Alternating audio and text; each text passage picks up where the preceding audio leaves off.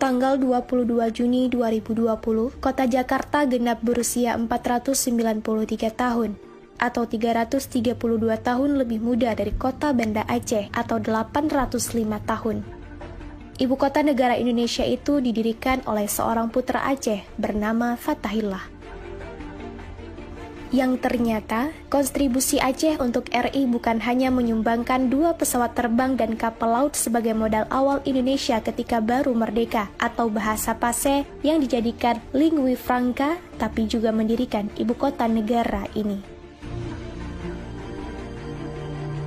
Nama Indonesia masih ada, pada dunia internasional juga disuarakan lewat suara radio Rimba Raya, yang saat itu Indonesia sudah dikepung kembali oleh Belanda dalam agresi kedua. Belum lagi putra Aceh, Markam menyumbang 27 kg emas di atas puncak Monas yang kini jadi kebanggaan kota Jakarta.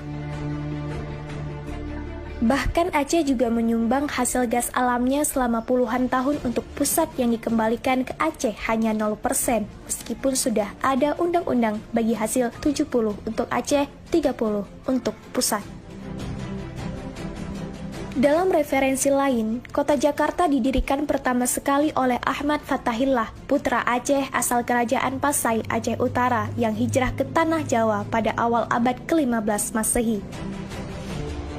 Kedatangannya ke Jawa ketika itu disambut oleh Sultan Demak, Pangeran Trenggono. Atas dukungan Sultan Demak, Ahmad Fathahillah berhasil merebut Sunda Kelapa dan Banten dari kerajaan Pejajaran yang bersekongkol dengan Portugis.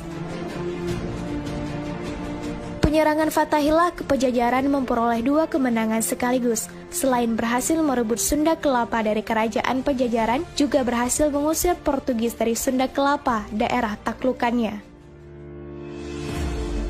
Atas kemenangan inilah, pada tahun 1527 Masehi, Fathahillah diangkat menjadi Bupati Sunda Kelapa oleh Sultan Demak. Dalam tahun itu pula, tanggal 22 Juni 1527, Fathahillah mengubah nama Bandar Sunda Kelapa menjadi nama Jayakarta, yang kemudian disingkat menjadi Jakarta, yang mengandung makna kota kemenangan.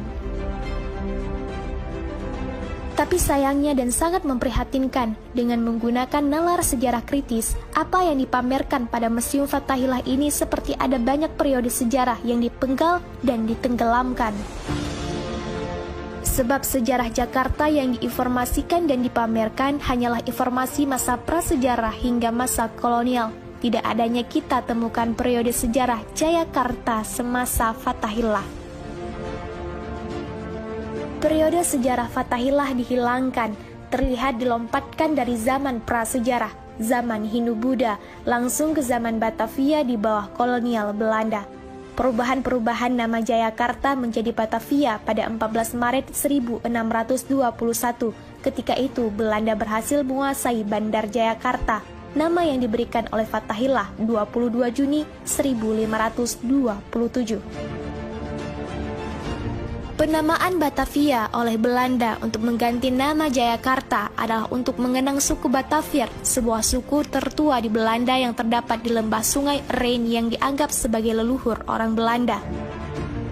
Di sini sangatlah jelas antara penamaan Jayakarta yang diberikan Fathahillah pada Sunda Kelapa 22 Juni 1527 dengan menggantikan nama Batavia oleh Belanda untuk Jakarta 14 Maret 1621. Berarti selama 1 abad sejarah Jakarta dipenggal ceritanya dari sejarah Fathahillah. Hilangnya 1 babak periodisasi informasi sejarah Fathahillah di Museum Sejarah Jakarta itu. Berarti sekaligus menghilangkan informasi sejarah peranan Fathahillah sebagai pendiri kota Jakarta yang berasal dari Aceh. Memang kita tidak tahu apakah ini sengaja dihilangkan